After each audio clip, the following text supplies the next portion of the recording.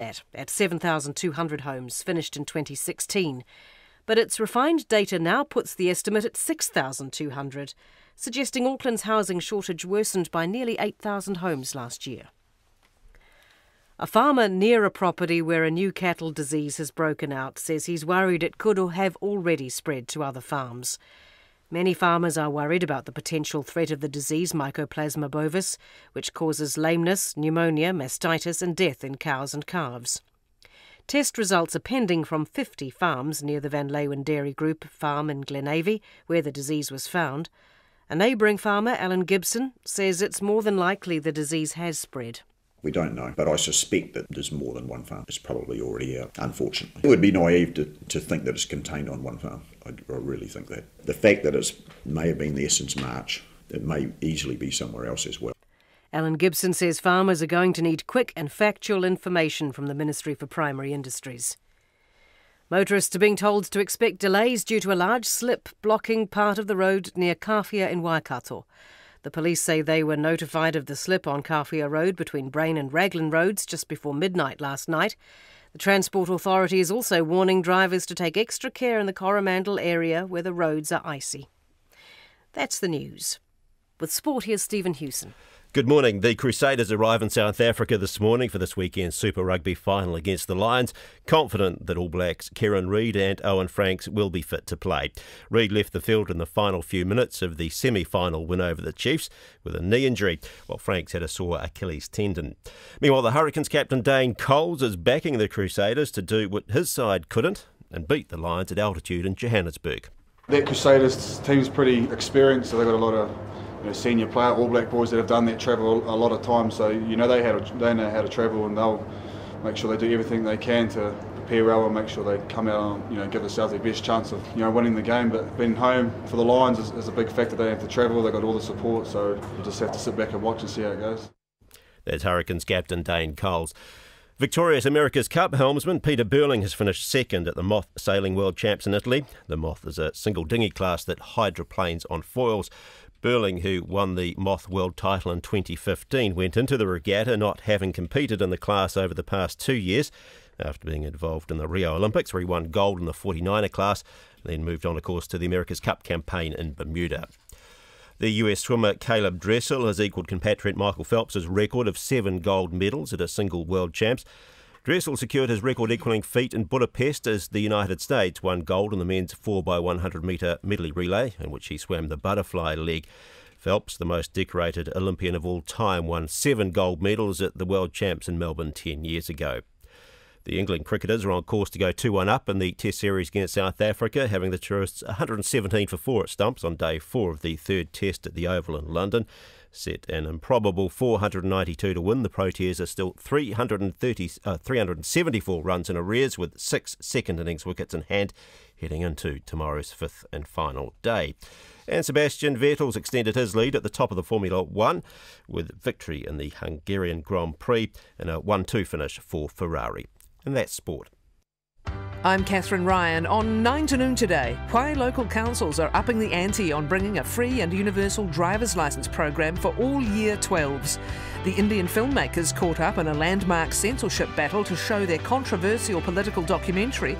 Politics Here with Matthew Hooton and Stephen Mills. And from a cup of coffee and an egg to award-winning restaurants, the Kiwi cooking trio making an impact on London's food scene. Join me on 9 to noon on RNZ National. On air online on Freeview Channel 50 and Sky Channel 421. The forecast from Met Service to midnight. For the North Island except Taranaki and Horowhenua, Kapiti Coast and Wellington, mainly fine with morning frosts, areas of cloud spreading from the west. Taranaki, Horowhenua, Kapiti Coast and Wellington, cloud at times, isolated showers this evening. Nelson, Marlborough and Canterbury mainly fine with morning frosts, isolated showers this evening. Bulla and northern Westland mostly cloudy, a few showers turning to rain in the afternoon or evening. Southern Westland and Fiordland rain, sometimes heavy, easing to showers this evening. Otago and Southland, a few showers in Southland and in Otago for a while, afternoon and evening. Chatham Islands cloud at times. In the main centres, Auckland and Tauranga fine today, light winds and 13 degrees. Hamilton fine, not much wind, cloudy tonight, 12. Wellington gets cloudier, a few late showers, gusty northerlies and 12. Christchurch starts fine, then high cloud increasing and the odd evening shower. Northerlies fresh in this afternoon, 14. Dunedin gets cloudier with brief afternoon showers and then fine. Fresh northerlies easing this evening and turning westerly, a high of 12 today. Kei te whakarongo mai koe ki te reo irarangi o Aotearoa, it's 7:10. And this is Morning Report. Andrew Little has revealed that he asked senior colleagues whether he should quit after the latest polls showed Labour's support ebbing to historic lows. He made the revelation to TVNZ political editor Corin Dan after the network's poll recorded Labour at just 24% with its One News Colmar Brunton poll. Well, the Labour leader is Andrew Little. He joins us now. Good morning. Good morning, Guy. Do you want to be the Labour leader? Yes, I do. Absolutely determined to do that. What I said to some senior colleagues last week is, given that result, an option that had to be considered is whether I should continue in that role. That's an honourable thing to consider given that result, but I am no less diminished in my determination to fight hard in this election because of what's at stake for so many New Zealanders right now.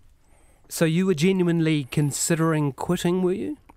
I looked at that result and considered that I had to raise with colleagues, when we thought about how we responded to this, what we do to deal with this, is that is obviously a valid option.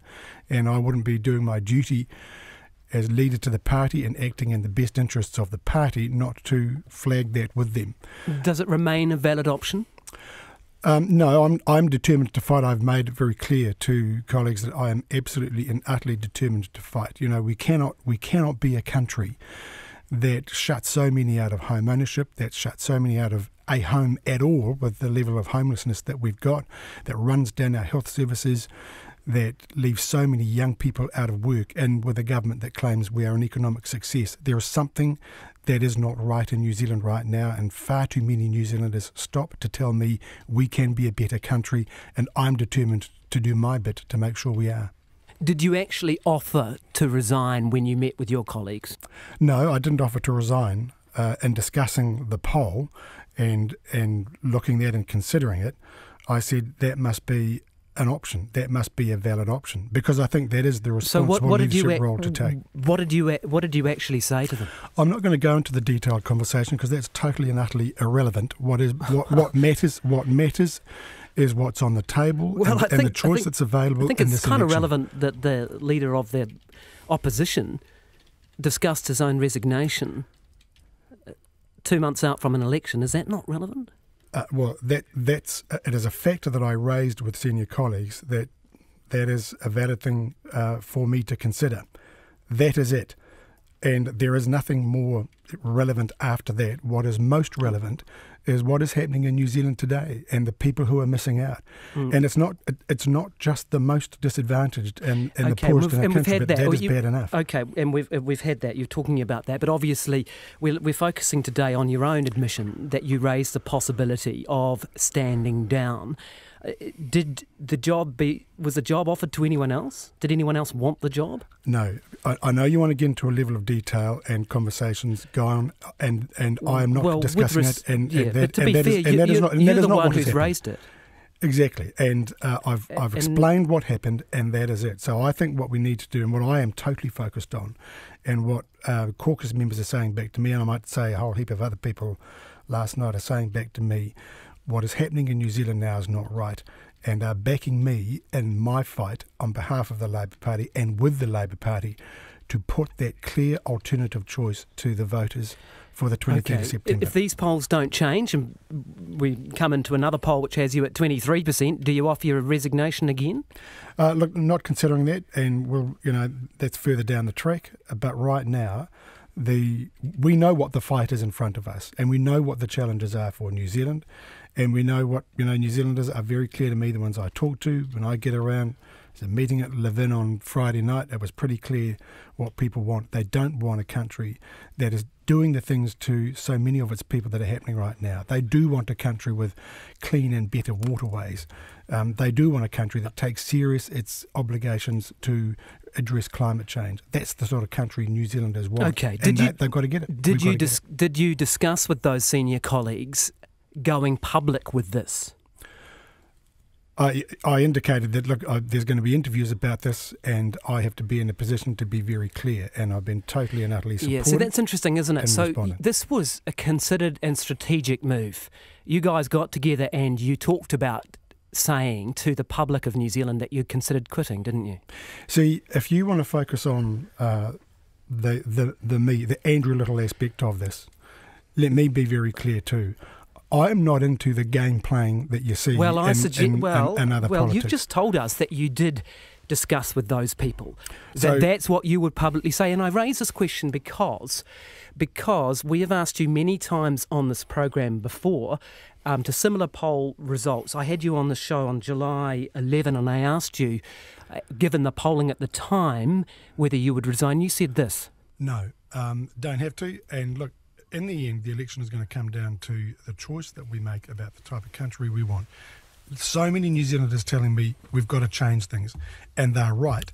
And the only way we get to change things is if there is a change of government. All right, so that's what you said on July 11. We've got a similar result this time, and you made a strategic decision to go public with this, right? So the false premise of your question is that it's a similar result. It's not. It's a lower result, not a similar result. Yeah, but previously these results have been written off as bogus. You've said what you've said to me today, which is I go around the country and people love me.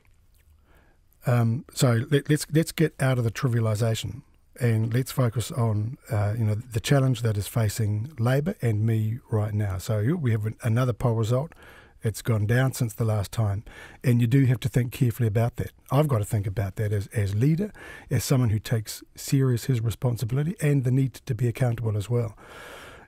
In the end, I'm not about just being dismissive of it. I could get very technical and say, look, we can look at margins of error and all that sort of stuff. In the end, 8 weeks out from the general election, our task is to put that choice clearly out there for New Zealanders. Do we want more of what we got now, which is this ideologically driven small government mentality that is shutting ever more New Zealanders out of a decent life, that is seeing wages for 2/3 of the working population just not keeping pace and in fact going backwards? Or are we going to do something different? And we've made it very clear where our commitment lies. We've said, look, we're not cutting taxes. We're going to invest in the things that make a difference to people's lives. That's the choice on the table for this election. There are two more issues I want to discuss with you. Firstly, the credibility issue around Prime Minister, and then I want to finish this interview talking about the Greens and the MOU. Firstly, the possibility of you being Prime Minister. You raised with TVNZ a credibility issue, you thought, at 24%, because you could look at this poll and say, well, you could actually be Prime Minister on these numbers. Do you think it's credible to be the Prime Minister with a party vote of 24%? Well, I'm not sure who was suggesting that, principally because in order to do that, the number of coalition partners you would need would grow considerably, and you've got one in the form of New Zealand First who are saying pretty clearly they could go anywhere. They could go at any time. Yeah, but you told us previously on this program again, Mr. Little, that your cabinet would comprise of Green and New Zealand First members.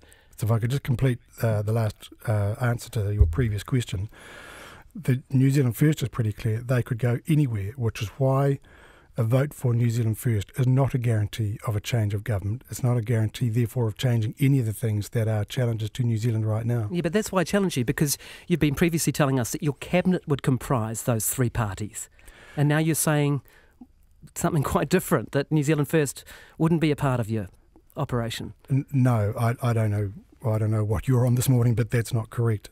What I have said is that... Would New Zealand First be part of a Labour government or not? If I could finish answering the question, what I have said previously is that it would be certainly my preference in terms of forming a government to have both the Greens and New Zealand First in that government. But at 24, you don't get to form a government. That's just the reality. And part of the reason for that is New Zealand First is very clear, is that regardless of the numbers, they could go anywhere. Okay. Well, you've answered that question at 24, and let's just recount what you just said. At 24, you don't get to form a government, you've just told me. At what point do you get to form a government? What would you need? What would you see Labour support needing to be a credible lead partner in a government? Considerably greater than that, and I'm not going to go into a whole analytical range of numbers because I don't think that's particularly helpful. At 24, you don't get to do it. Okay. At a bigger number, you get options and you get choices, and that's what you've got to focus on. All right, just finally, the MOU. How's that working out for you? Well, we've had a very good relationship with the Greens, both before the MOU and since, and we've certainly stepped up in terms of the kind of the relationship building and strengthening aspects of it. I have to say, the last couple of weeks, we've seen the Greens take up an issue in a way that I don't think is necessarily helping forge or grow the left and centre-left bloc. So Really we've had a debate. Well, we're having a debate about Ture's experience on a benefit, and I understand what she's trying to do to draw attention to the real and genuine hardship that a lot of people on a benefit experience. But you don't think it's been helpful for growing the centre-left, because that's a pretty important statement, isn't it? You think the way that this has played out has been unhelpful for the centre-left, for the Labour Green? Is that what you're saying? If I could finish answering the previous question. So we are not yet 2 weeks on having a debate about what benefit reform looks like, what needs to change to alleviate the sort of things that Materia says she's drawing attention to. We've had, over that 2 week period, some pretty important announcements, big announcements for us about education, about our fiscal plan, how we balance the books and do the things we say we're going to do. But we can't get a great deal of political oxygen for that. And I think we've seen that issue shutting out debate. So are you frustrated with the way that's played out? I'm just spelling out the reality for us, is that a time when we have, you'd expect at this part of the election cycle, for us to get important parts of our platform out, is that we cannot get the kind of the time, the airtime, the oxygen to get that stuff playing out amongst voters, to get them to understand what it is that's driving what we're doing. All right. Thanks for your airtime this morning. Appreciate it. Andrew Little, the Labour leader, 21 minutes past 7. We're listening to that, our political editor, Jane Patterson. Jane, good morning. Let's talk firstly about the poll of polls and how this information that came out yesterday from the Colmar-Brunton poll fits in more generally with the work.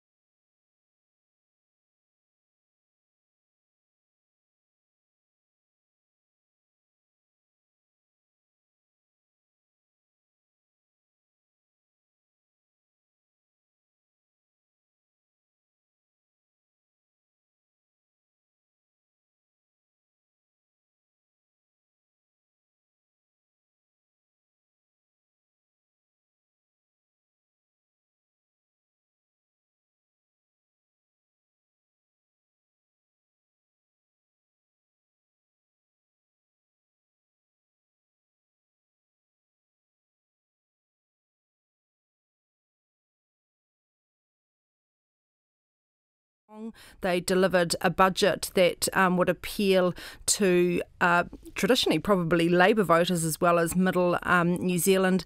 We've had the Todd Barclay controversy, but obviously voters are not seeing that as a direct indictment, I suppose, on the government, but they are obviously seeing that as one individual MP in trouble. Their support is still staying very strong since Prime Minister Bill English took over late last year. Jane Patterson, our political editor, thank you very much for that this morning. And speaking of the Prime Minister Bill English, at 24 minutes past 7, he is in the studio here in Wellington. Of course, as you've heard earlier on, Andrew Little offering to step aside just 8 weeks out from the general election. This Colmar Brunton poll has Labour down 3 points to 24%. It's its worst result in the poll since 1995. National, on the other hand, holding steady on 47%. As I said, the Prime Minister, Bill English, is in the Wellington studio this morning. Good morning. What do you think is behind this result for National? I think it's staying on the job, really.